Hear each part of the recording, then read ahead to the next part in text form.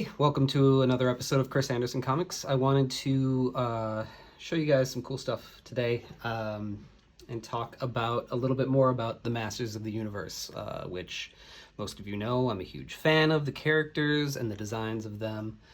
It all sort of started with the action figures and getting these little mini comics that would come with them.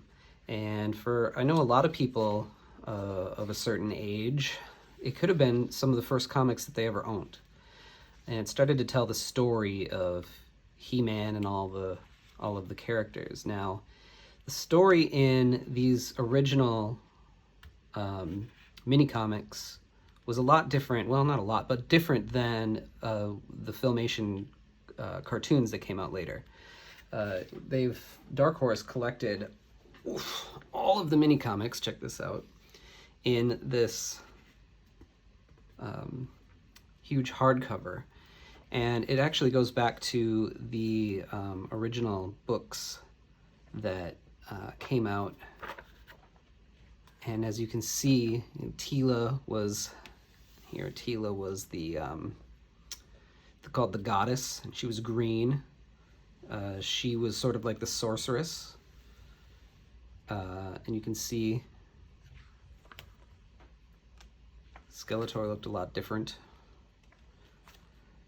And then eventually they printed these mini comics.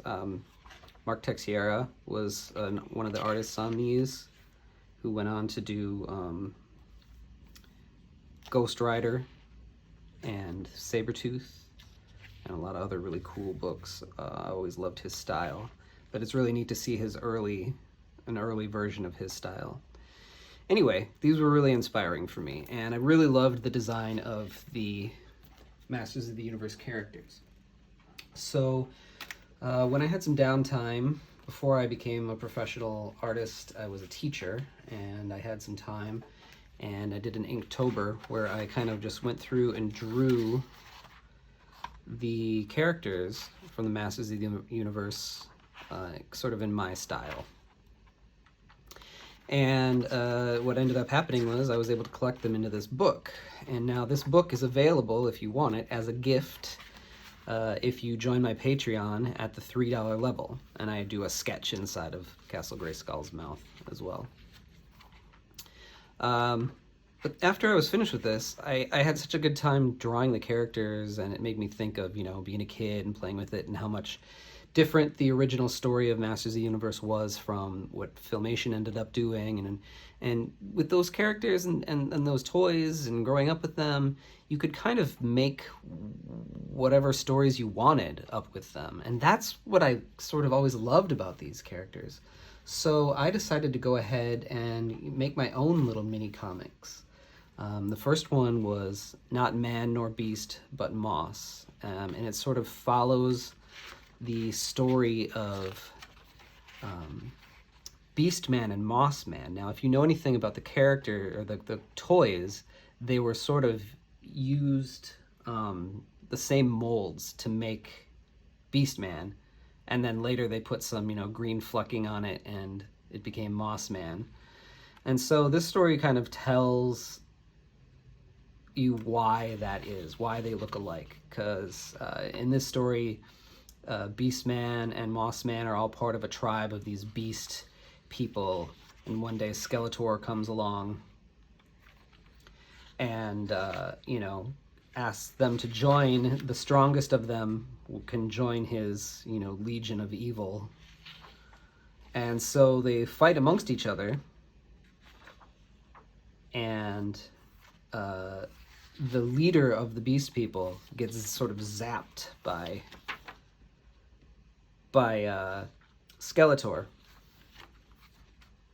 and gets Rip Van Winkled, basically. And the one who wins the battle royale is Beastman.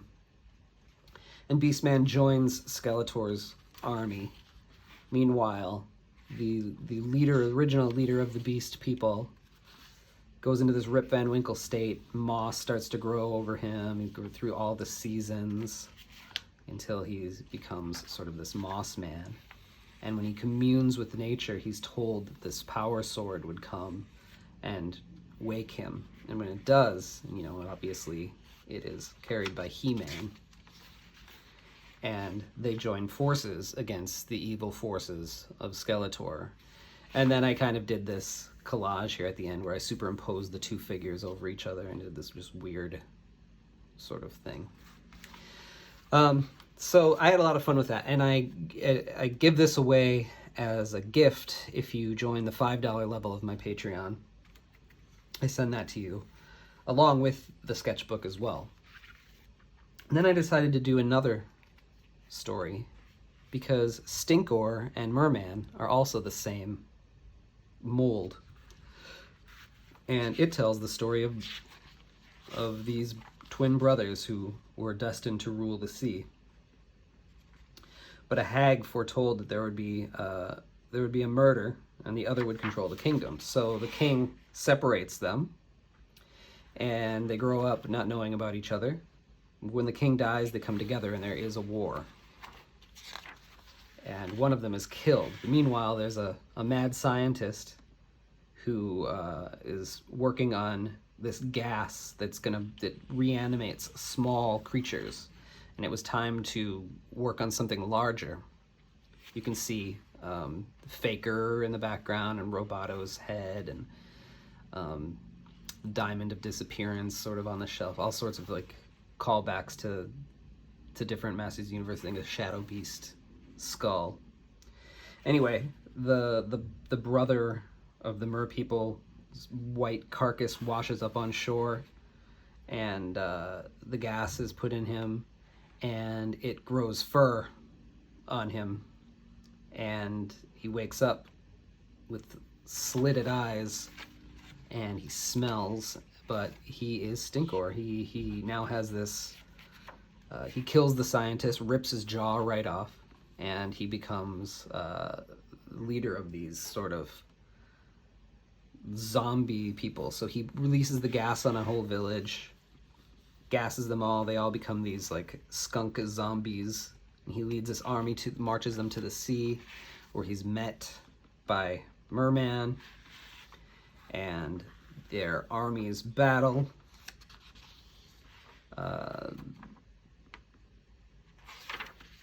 But it's sort of a stalemate. And neither of them have a kingdom to rule now, and so Skeletor appears and asks them to put aside their squabbles and join his army, and they do. So I'm sort of starting to build the army of Skeletor here. And then we find out at the end that the mad scientist who had his jaw ripped off is putting himself back together, and of course he's Trapjaw. So I do plan on doing another one of these, at least one. There is a tier, well, after the $5 tier where you get all 3 of these books, there is another tier where you get a commission. That's the $8 tier a month. And at the end of a year, you get a commission drawn by me. There's another tier above that called the God tier. It's $30 a month. I had to create it because I had a very generous patron come in and start giving that amount, and I needed to have something to give them above and beyond just a commission. So what I decided to do is give them not only a commission, but they are going to help plot out the next version of these bootlegs with me. It doesn't have to be a Masters of the Universe one, but if you want to join at that level, you can help me come up with some ideas for the next one. So yeah, Chris Anderson Comics, patreon.com/Chris Anderson Comics at the $5 level will get you all 3 of these. At the $3 level, it will get you the sketchbook. $8 commission, $30 help me plot out. But these are not the only bootleg Masters of the Universe books that I found. This one is really awesome. I got this last year, summer special, by Nathan McBurnie and Jared Cody Wolf, and it's a really cool indie bootleg version of the Masters of the Universe characters. I kind of feel like they kind of just went and made it up as they went along, but some really cool art in this. I'm not going to give away the story, but you can pick this up through Strangers magazine. Strangers, I'll put the link in the notes, but Strangers does a really cool magazine and also acts as a distributor / publisher for some really cool stuff. But you see even the use of the collage with the action figures there too. Really thought this was a lot of fun. And there's some really cool pinups in here. Jasper Jubinville, Erwin Papa, Patrick Sparrow, Enzo Garza. A lot of really cool artists do pinups in this. So yeah, go to Strangers and you can pick this one up. And then while working on Ghost Agents, a book that a series that I have been a part of, we have a chat, and in that chat, Robert Norton, an artist that's working on one of the newer ones, had dropped some images of, I think it may have been this cover for this book called Master's End, and I said, what is that? I need it, send it to me. So I reached out to him on Instagram or Facebook or one of the two, and he sent me 4 volumes. I mean, these are full graphic novel size volumes of a really awesome bootleg that he came up with. And it sort of tells the story of this final battle with Skeletor that He-Man has, but he also works in other 80s properties as well. There's Thundercats characters, and there's Voltron, and other things. I'm not going to give the story away too much, but there are cameos from other characters. So as you can see, Volume 1, Volume 2, oh, we're peeking in some color here, Volume 3, and Volume 4. Volume 4 kind of focuses on this B story that sort of leaked in with some other characters from Skeletor's minions and She-Ra and Fisto. Really fun stuff. So I'll put a link to his Instagram in there, and you can reach out and see if you can get your hands on these too.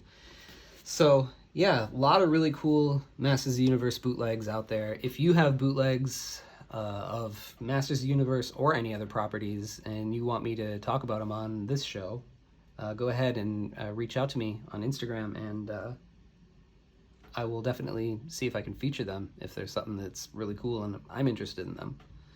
So yeah, remember, go to my Patreon, patreon.com/ChrisAndersonComics, if you want to get those bootlegs as a gift. And don't forget that Spectral, A Showcase of Fear by myself and David Acampo, is now out. 6 spooky tales told in spot color, and our horror host, Professor Spectral, walks you through the stories with a very special puppet show just for you. You can get that at spectralcomic.com, or my website, where I'll sign and sketch in it for you, chrisandersoncomics.com. All right, and until next time, we'll talk to you soon. All right, bye.